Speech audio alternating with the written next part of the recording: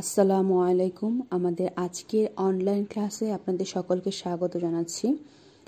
আশা করি যে যেখানে আছেন ভালো আছেন, সুস্থ আছেন। সুপ্রিয় শিক্ষার্থী, আমরা আজকে আমাদের ক্লাসে আলোচনা করব উৎপাদন ব্যবস্থাপনা ও বিপণন দ্বিতীয় পত্র এর পঞ্চম অধ্যায়ের একটি সৃজনশীল প্রশ্ন নিয়ে।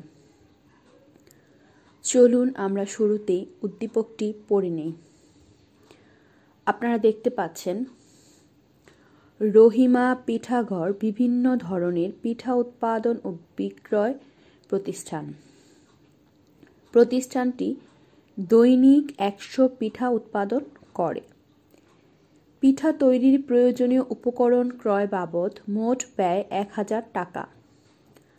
কর্মচারীদের মজুরি বাবদ ব্যয় হয় 500 টাকা এবং অন্যান্য ব্যয় 200 টাকা। প্রতিষ্ঠানটি মোট উৎপাদন ব্যয়ের সাথে 20% মুনাফা ধার্য করে বিক্রয় মূল্য নির্ধারণ করে।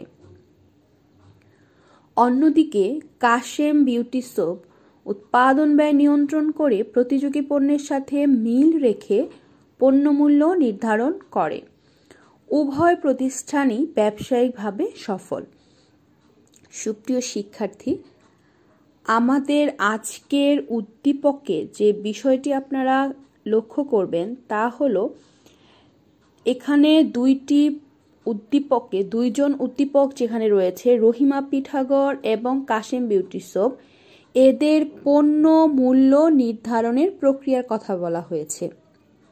সুপ্রিয় শিক্ষার্থী, তাহলে আমরা আজকে আলোচনার মাধ্যমে যে আমাদের 3 নাম্বার সৃজনশীলের যে প্যাটার্ন রয়েছে তার মধ্যে কিওয়ার্ডে দেখতে পাচ্ছি, একটি প্রতিষ্ঠান তার উৎপাদন ব্যয়ের সাথে 20% মুনাফা ধার্য করেছে এবং অপর প্রতিষ্ঠানটি প্রতিযোগী পণ্যের সাথে মিল রেখে পণ্যমূল্য ধার্য করেছে।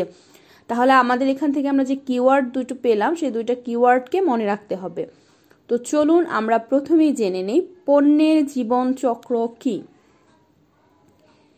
একটি পণ্য বাজারে আসা থেকে শুরু করে বাজার থেকে চলে যাওয়া পর্যন্ত যে স্তরসমূহ অতিক্রম করে তাকে পণ্যের জীবনচক্র বলে। তার মানে আমরা যে বিষয়টি বুঝলাম তা হলো, একটা পণ্য বাজারে যখন আসবে এবং বাজারে আসা থেকে শুরু করে বাজার থেকে চলে যাওয়া, তার মানে পণ্যটি যদি বাজারে ক্রেতা সন্তুষ্টি বজায় রেখে টিকে থাকতে না পারে, তার চলে যাওয়া পর্যন্ত যে সার্বিক স্তর রয়েছে তাই হলো পণ্যের জীবন চক্র।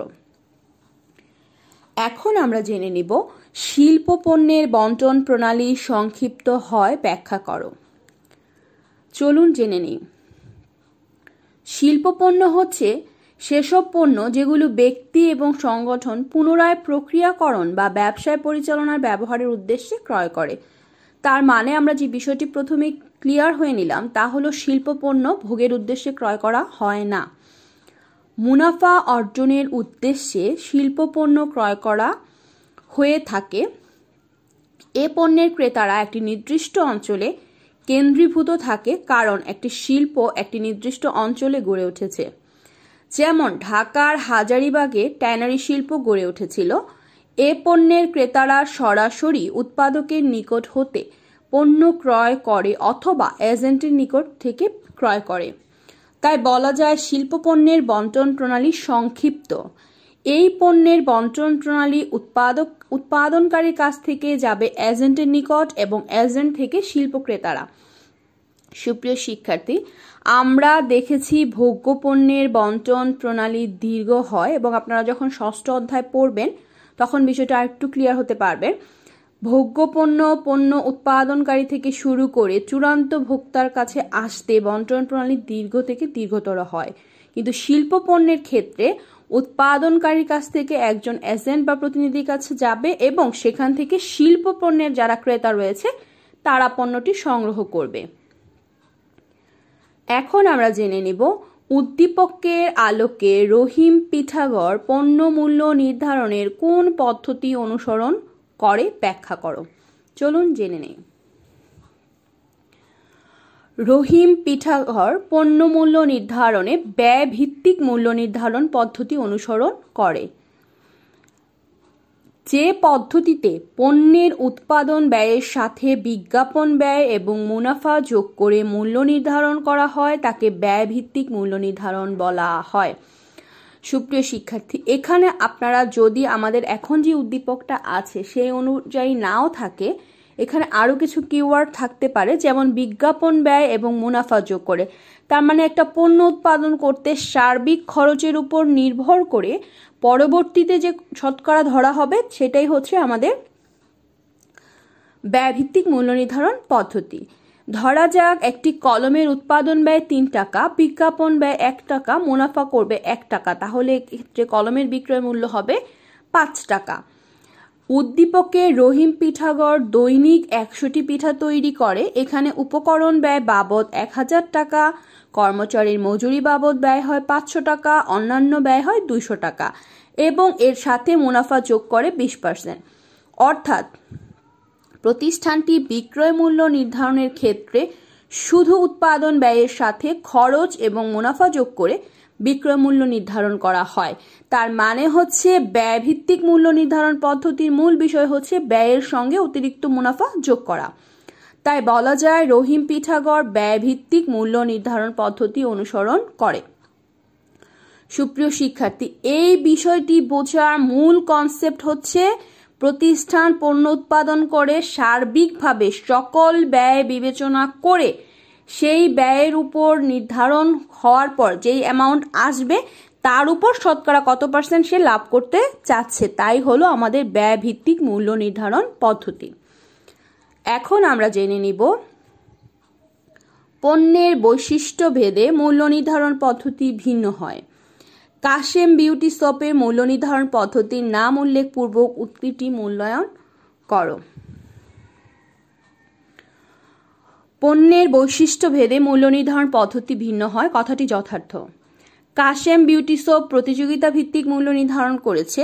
এই পদ্ধতিতে প্রতিযোগী পণ্যের সাথে সামঞ্জস্য রেখে পণ্যের মূল্য নির্ধারণ করা হয়। এ পদ্ধতিতে মূল্য নির্ধারণের ক্ষেত্রে পণ্যের উৎপাদন ব্যয়কে বিবেচনায় আনা হয় না, বরং একই ধরনের পণ্যের ক্ষেত্রে প্রতিযোগীরা কত মূল্য নির্ধারণ করেছে সেটা বিবেচনা করে পণ্যের মূল্য নির্ধারণ করা হয়। তার মানে একজন প্রতিযোগী বর্তমানে বাজারে বিদ্যমান আছে, তার পণ্যের যে মূল্য রয়েছে সেই মূল্যের উপর ভিত্তি করে অপর প্রতিযোগী বা অপর ব্যবস্থাপক, উৎপাদন ব্যবস্থাপক বা পণ্য মূল্য নির্ধারণকারী যারা রয়েছে তারা তার পরবর্তীতে মূল্যটি নির্ধারণ করবেন। কাশেম বিউটি সোপ যেহেতু প্রতিযোগী পণ্যের সাথে মিল রেখে মূল্য নির্ধারণ করেছে তাই এটিকে বলা হবে প্রতিযোগিতা ভিত্তিক মূল্য নির্ধারণ। রহিম পিঠাগর পিঠা তৈরি করে বিক্রি করে, তাই প্রতিষ্ঠানটি উৎপাদন ব্যয়ের মুনাফা যোগ করে এর মূল্য নির্ধারণ করেছে। অপরদিকে কাশেম বিউটি সোপ প্রতিযোগীর মূল্য দেখে নিজের পণ্যের মূল্য নির্ধারণ করেছে, কারণ কাশেম বিউটি সোপ যত ভালোই হোক না কেন প্রতিযোগীর চেয়ে বেশি মূল্য নির্ধারণ করা হলে ক্রেতারা তা প্রত্যাখ্যান করবে, আবার প্রতিযোগীর চেয়ে কম মূল্য নির্ধারণ করলে ক্রেতারা নেতিবাচক ধারণা পোষণ করবে। সুতরাং মূল্য নির্ধারণের ক্ষেত্রে পণ্যের প্রকৃতি একটি গুরুত্বপূর্ণ বিষয়, তাই বৈশিষ্ট্য ভেদে পণ্যের মূল্য নির্ধারণ পদ্ধতি ভিন্ন হবে, এটাই স্বাভাবিক। তার মানে আপনারা যে বিষয়টি বুঝতে পারলেন তা হলো পণ্যের বৈশিষ্ট্যের উপর ভিত্তি করে পণ্যের মূল্য নির্ধারণ পদ্ধতি কোনটি হবে তা বিবেচনা করা হয়। সুপ্রিয় শিক্ষার্থী, আমাদের আজকের আলোচনা এই পর্যন্তই। আপনারা অবশ্যই আপনাদের বইতে পণ্যের মূল্য নির্ধারণের যে বিষয়টি রয়েছে তার পয়েন্টগুলো বাসায় পড়বেন এবং এছাড়া যে আরও কিছু উদ্দীপক রয়েছে সেই উদ্দীপক দেখে চেষ্টা করবেন আপনারা পণ্য মূল্য নির্ধারণের পদ্ধতিগুলো আইডেন্টিফাই করতে পারেন কি না। সবাই ভালো থাকবেন, সুস্থ থাকবেন। আল্লাহ হাফেজ।